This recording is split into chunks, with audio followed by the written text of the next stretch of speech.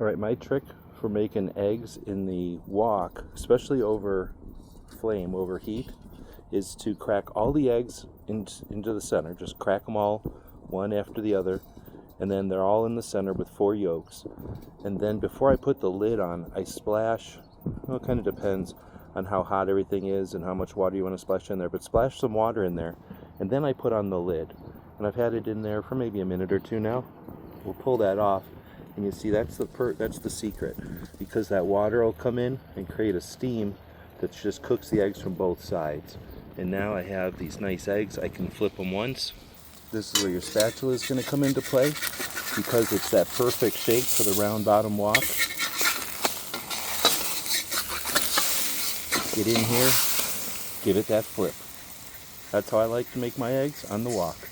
I'll splash a little bit more water, put the cover back on. That's how I make them. Hope this helps.